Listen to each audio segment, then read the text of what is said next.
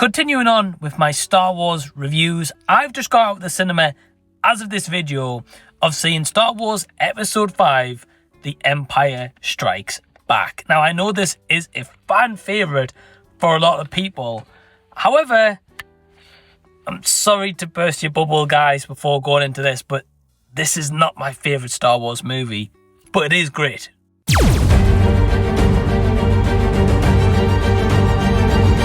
Hey everyone, welcome to the channel and thank you for sparing your own time out to check out my own review of Star Wars Episode 5, The Empire Strikes Back, directed by Irvin Kershner. This time, not directed by George Lucas like we have from The New Hope, but this is a sequel to The New Hope, released in 1980, and it follows on from A New Hope. So basically this time around, the Empire are on the attack. So Luke Skywalker decides that he wants to train to be a Jedi thanks to Obi-Wan Kenobi, and in doing so he wants to be able to confront the Emperor's most powerful disciple, Darth Vader.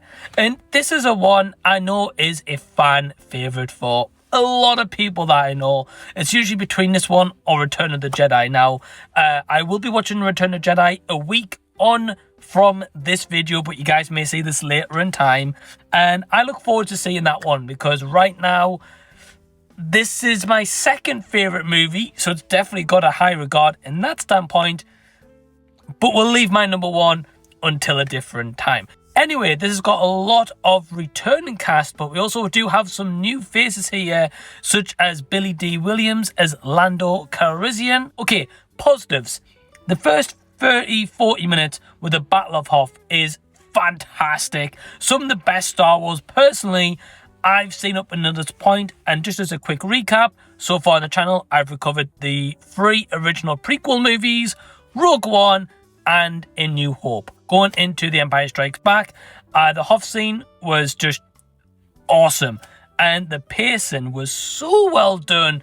The way that they were enabled to encapsulate the entire action, but also giving us depth to our characters and putting them in a situation we haven't previously seen them, was very entertaining. Whereas also the last 30-40 minutes, once we get the Cloud City and once we get that epic lightsaber battle with Luke Skywalker and Darth Vader, once again, is fantastic. Both of those, the first act and the third act, is tremendous.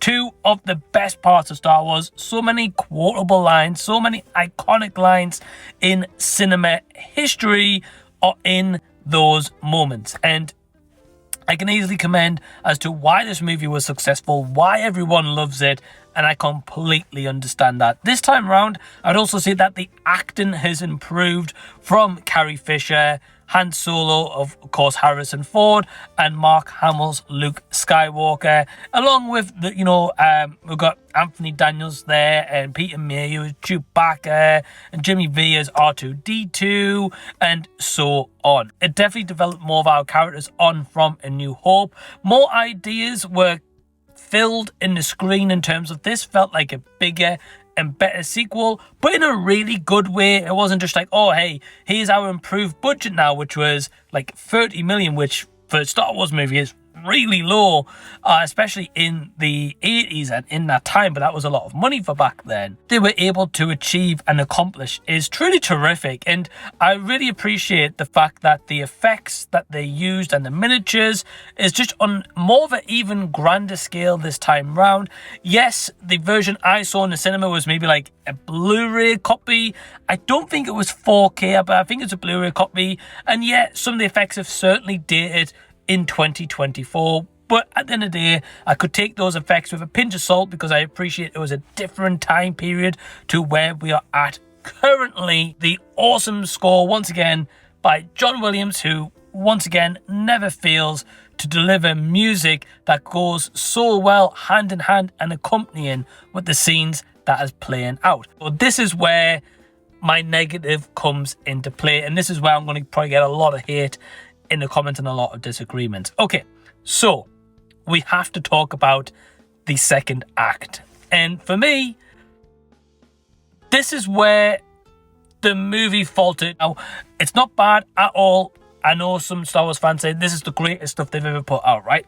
That's fair play to you. Everyone's entitled to their own opinion. So we've got two big overarching storylines affecting the second act. We've got Han Solo on the Millennium Falcon trying to go to hyperspeed. He's not able to. He's struggling, where he's got the Galactic Empire chasing him on his tail. The other storyline we have is Luke Skywalker going to Dagobah to go to Master Yoda under the instruction of which he had from Ben Kenobi to train to be a Jedi, right?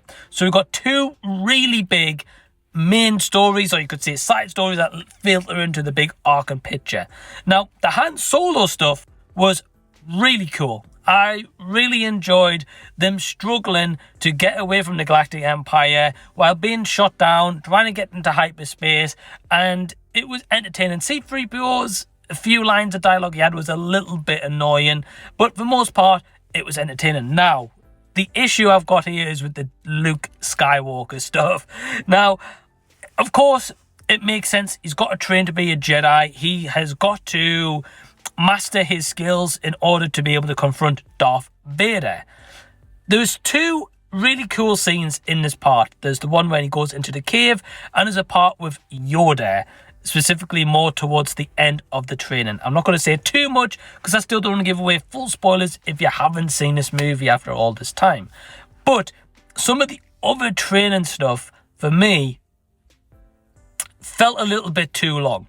And the reason I say that in the grand scheme of things is because when we've got Han Solo having the issues with the Millennium Falcon, the pacing's fast, you're worried about their ship, you're worried they're going to be shut down and they're going to be in trouble. So you've still got that high octane pace and energy that the first and third actors captured. Whereas the Luke Skywalker stuff, the pacing does dwindle. Of course, it's slower because you've got to build up him becoming a Jedi. I understand the reasoning for that.